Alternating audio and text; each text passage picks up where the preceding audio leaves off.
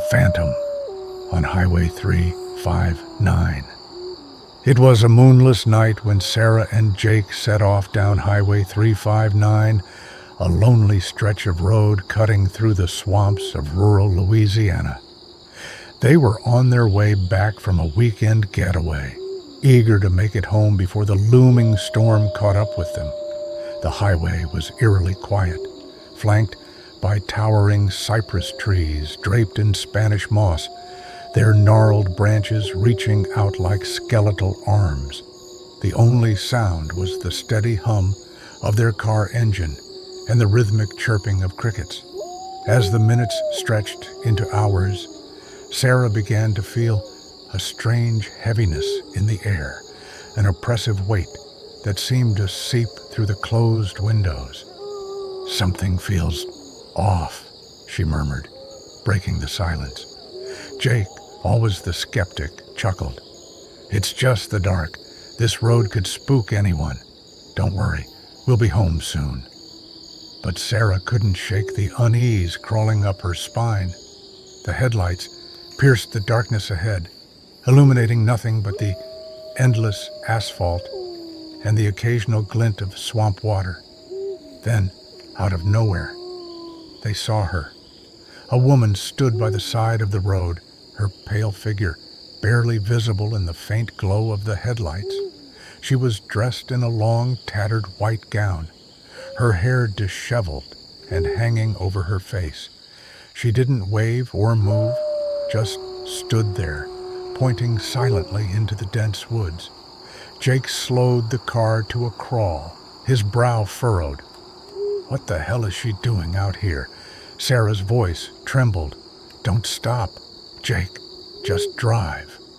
But curiosity got the better of him. He pulled the car over a few feet ahead of the woman and rolled down the window.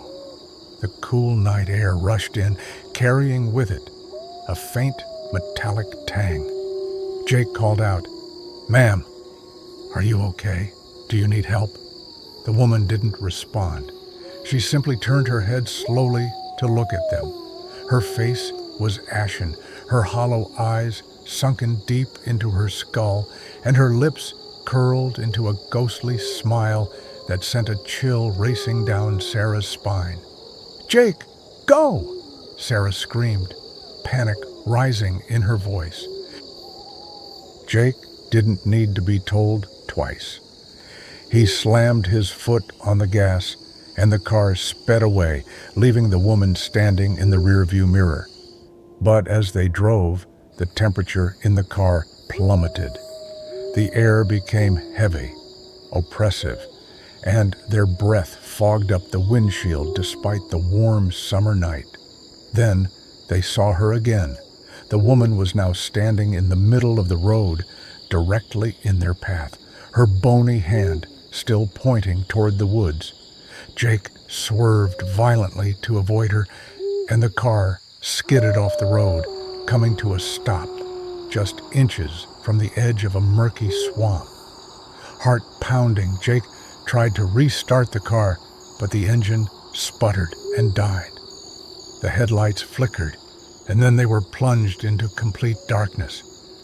The oppressive silence of the swamp was broken only by the distant croak of a bullfrog and the faint rustling of leaves. Sarah clutched Jake's arm. "She's out there," she whispered, her voice barely audible. "I know she's out there." Jake grabbed his flashlight from the glove compartment and stepped out of the car, against Sarah's protests. "Stay here. I'm just going to take a look." The beam of the flashlight cut through the darkness, revealing nothing but gnarled trees and the glistening surface of the swamp. Jake took a few cautious steps forward, calling out, "Hello? Is anyone there?" The response was immediate and chilling.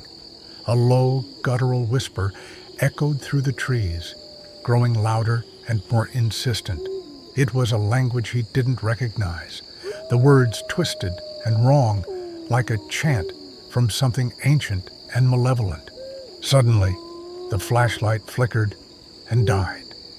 Jake turned to run back to the car, but before he could move, he saw her.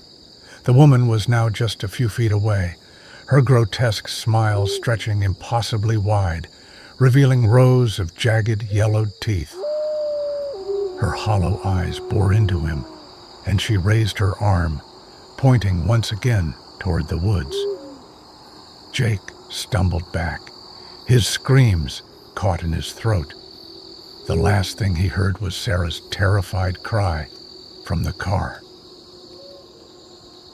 The next morning, the sheriff's department found their vehicle abandoned by the side of the road. The driver's side door was open, and the keys were still in the ignition. There was no sign of Sarah or Jake, but deep in the woods, searchers found something that made their blood run cold.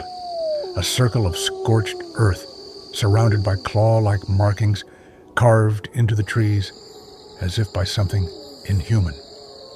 Locals say the ghostly woman still haunts Highway 359, waiting for her next unsuspecting victim.